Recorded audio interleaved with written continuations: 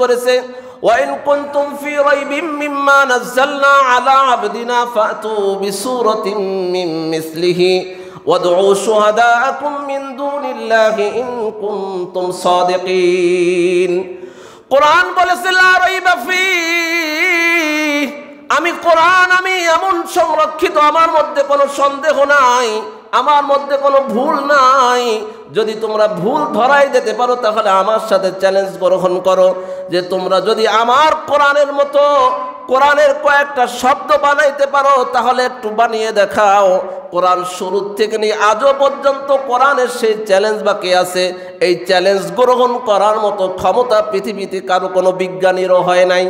হয়েছে নাকি বলেন? কোরআনের সাথে কেউ চ্যালেঞ্জ গ্রহণ করে কোরআনের সাথে মোকাবেলা করে কেউ টিকতে পারে নাই। কারণ কোরআনকে বলা হয় মুজিজ, অর্থাৎ কোরআন তার প্রতিপক্ষকে এমনভাবে অক্ষম করে দেয়, কখনো কখনো কোরআন তার আকর্ষণ দিয়ে চুম্বক আকর্ষণের মাধ্যমে নিজের দিকে টেনে নিয়ে এসে, যেমন আপনারা ঘটনা শুনছেন হযরতে ওমর ফারুক রাদিয়াল্লাহু তাআলা আনহু কোরআনের শুধুমাত্র তেলাওয়াত শুনছে আর ওমর সহ্য করে থাকতে পারে নাই, ওমর ধৈর্য ধারণ করে থাকতে পারে নাই যে ওমর মুহাম্মদুর রাসূলুল্লাহ সাল্লাল্লাহু আলাইহি ওয়াসাল্লামের কল্লা নেওয়ার জন্য আসছে, আর সেই ওমর কোরআনের তেলাওয়াত শুনে নিজের কল্লাটা মুহাম্মদুর রাসূলুল্লাহ সাল্লাল্লাহু আলাইহি ওয়াসাল্লামের সামনে সমর্পণ করে দিয়েছে। তাহলে কোরআন কিভাবে নিজের মুজিজা দিয়ে, নিজের ভালোবাসার মোহাব্বত দিয়ে, নিজের আকর্ষণ দিয়ে ওমরের মতো একজন মানুষকে নিজের দিকে আকৃষ্ট করেছে, এভাবে যুগে যুগে হাজারো মানুষকে কোরআন এভাবে নিজের দিকে আকৃষ্ট করে ওই জাহান্নামের পথিক মানুষগুলোকে জান্নাতের পথ দেখিয়েছে। এভাবে হাজারো ঘটনা, হাজারো উপদেশ, হাজারো নিদর্শন আমাদের সামনে ঘটে গেছে। এর মধ্যে যদি আমি আপনাদেরকে সহজে বোঝার জন্য আর একটা ঘটনা আপনাদেরকে আমি শোনাই। এই পৃথিবীতে যত রাষ্ট্র আছে, যতগুলো দেশ আছে, তার মধ্যে একটা দেশ আছে যার নাম হইল মালদ্বীপ। যে মালদ্বীপের 100% সকলেই মুসলমান ইমানদার। একজন ইসলামিক, একজন মুসলমান, একজন ঐতিহাসিক ইবনে বাতুতা রাহমাতুল্লাহি আলাইহি, উনি ছিলেন একজন পর্যটক, একজন মুসাফির। ওনার কাজটা হলো সারা পৃথিবী ভ্রমণ করা। ওনার ইতিহাসের মধ্যে, জীবনের মধ্যে পাওয়া যায় এই পৃথিবীর সমস্ত রাষ্ট্রগুলোকে উনি ভ্রমণ করেছেন, সমস্ত রাষ্ট্রে উনি গিয়েছেন।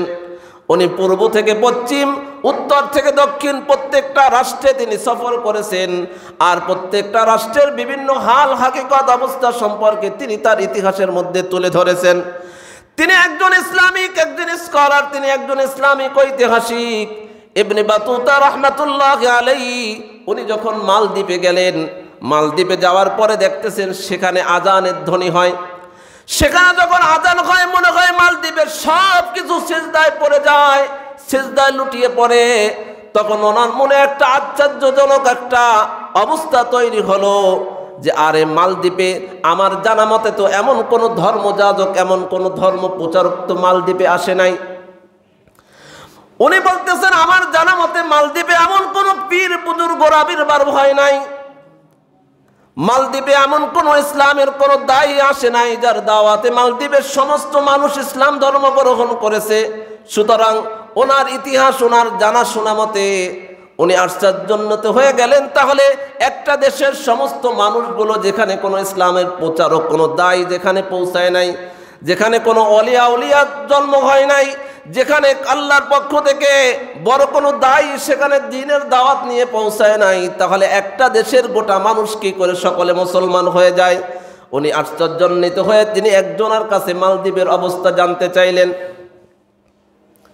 যে মালদ্বীপে, যেটা মালদ্বীপ বর্তমানে যার আয়তন অনেক কম, আমাদের বাংলাদেশ থেকে যার আয়তন অনেক কম, অনেক কম, বাংলাদেশ থেকে অনেক ছোট একটা রাষ্ট্র, দ্বীপের মধ্যে আরব সাগরের মধ্যে দ্বীপ নিয়ে একটা রাষ্ট্র, সেটা হলো মালদ্বীপ।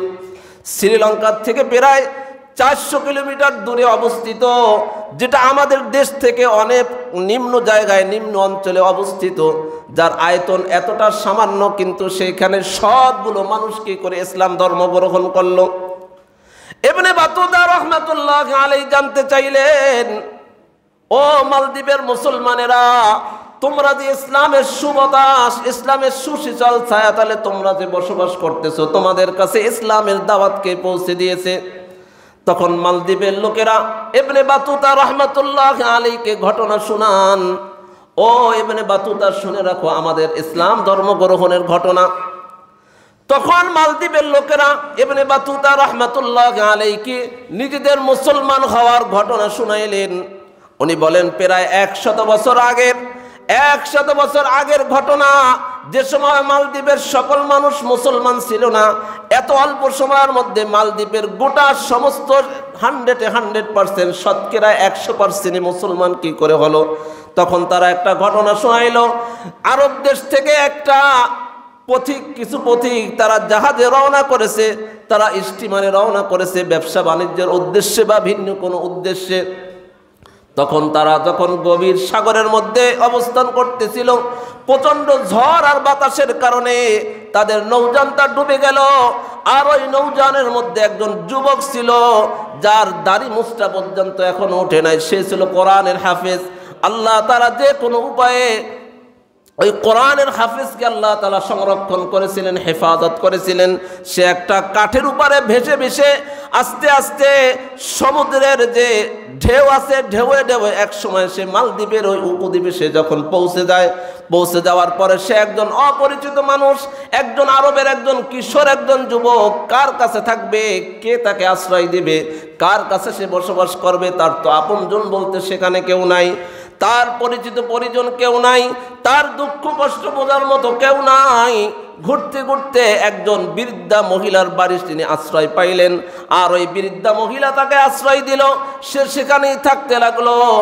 আর প্রতিদিন তার রুটি রোজগারের জন্য জঙ্গলে যাইতো, কাঠ কাটতো, সেটা বিক্রয় করতো, সেইটা দিয়ে সে তার নিজের রুজি রোজগারের ব্যবস্থা করত। হঠাৎ করে একদিন জঙ্গল থেকে এসে দেখতেছেন ওই বুড়িমা বৃদ্ধা মহিলা যে ওই যুবককে, ওই কিশোরকে আশ্রয় দিয়েছিল, সে কান্নাকাটি করতেছে। আর ওই বৃদ্ধা মহিলার একমাত্র একজন কন্যা ছিল, একজন মেয়ে ছিল। ওই মেয়েটাও কান্নাকাটি করতেছে। যুবক জানতে চাইল, ও মা, ও বৃদ্ধা মা, আপনি কেন কাঁদতেছেন? আপনার মেয়েটা কেন কান্দে? আপনার মেয়ে কেন কান্নাকাটি করে? আপনিও বা কেন কান্নাকাটি করেন? কান্নার কারণটা একটু আমি জানতে চাই, আমার কাছে বলেন। বৃদ্ধা মহিলা বলতেছে, বাবা, তোমার কাছে বললে তার সমাধান কি হবে? তুমি জানো না বাবা, আজকে আমার মেয়ের ইন্তেকাল হয়ে যাবে, আমার মেয়ের আজকে মৃত্যু হয়ে যাবে, আমার মেয়ের আজকে শেষ দিন। আমার মেয়েকে আমি আর জিন্দিগিতে জীবিত অবস্থায় দেখতে পারবো না। আমার মেয়ে জিন্দিগিতে আর আমাকে মা বলে ডাকতে পারবে না। তখন ওই ছেলে বলতেছে, আপনার মেয়ে তো সুস্থ, এ তো আর অসুস্থ না, সুতরাং কি করে মারা যাবে? কি করে আপনার মেয়ে দুনিয়ার থেকে চলে যাবে? আপনি বা কি করে বুঝতে পারলেন যে আপনার মেয়ের ইন্তেকাল হয়ে যাবে? তখন বলতেছে, দেখো না, ওই যে আমাদের রাষ্ট্রের যে সৈন্যবাহিনী তারা দাঁড়িয়ে আছে। তখন যুবক বললেন, মা, আমি বুঝতে পারছি, মনে হয় ওই দেশের সৈন্যরা আপনার মেয়েকে হত্যা করার জন্য আসছে। বুড়িমা বলতেছে, না না, তারা আমার মেয়েকে হত্যা করার জন্য আসে নাই, তারা আমার মেয়ের জীবনটা নেওয়ার জন্য আসে নাই। বরং আমাদের দেশের একটা নিয়ম আছে, এই মালদ্বীপে আমরা যারা বসবাস করি, আমরা যারা এখানে অবস্থান করি, প্রতি বছর এই সাগর থেকে, মহাসাগর থেকে একটা বিভৎস, একটা ভয়ানক একটা অবস্থা, একটা দৈত্য আমাদের অঞ্চলে উঠে আসে, যে আমাদের এলাকাটা তছনছ করে ফেলে। সুতরাং প্রতি বছর একটা ভোগ দিতে হয় তাকে। যদি তাকে ভোগ দেওয়া না হয়, তাহলে গোটা মালদ্বীপ সে তছনছ করে ফেলে। তার হাত থেকে রক্ষা পাওয়ার জন্য প্রতি বছর একজন কুমারী মেয়েকে, একজন যুবতী মেয়েকে তাকে ভোগ দিতে হয়। আর প্রতি বছর লটারি করা হয়। এই বছর লটারিতে আমার মেয়ের নাম এসেছে, আর আমার মেয়েকে নেওয়ার জন্য ওই রাষ্ট্রের সৈন্যরা চলে এসেছে। যুবক বলতেছে, হ্যাঁ বুড়িমা, এই ব্যাপার নাকি? তাহলে বুড়িমা, আমি একটু আপনাকে অনুরোধ করি, আমি একজন কিশোর, আমি একজন আরবের একজন যুবক, আপনার মেয়ের পরিবর্তে আপনি আমাকে পাঠিয়ে দেন। কারণ আরবের যুবকেরা অনেক সুন্দর হয়, তাদের চেহারা অনেক সুন্দর হয়। আর যেহেতু দাড়ি মোছ এখনো ওঠে নাই, সুতরাং ওই যুবক বলতেছে, আপনার মেয়ের পোশাকটা আমাকে পরিয়ে দেন। আর বুড়িমা কোনোভাবে রাজি নয় যে আমার কাছে আশ্রয় নিয়েছে একজন যুবক, কি করে আমি জেনে শুনে তাকে আমি মৃত্যুর কোলে ঠেলে দেই? যুবক বারবার পিড়াপিড়ি করতেছে, না না মা, আমাকে আপনি যেতে দেন। তখন বুড়িমা বাধ্য হয়ে নিজের মেয়ের পোশাক যেগুলো আছে সেটা ওই যুবককে পরিয়ে সৈন্যদের হাতে তুলে দিল।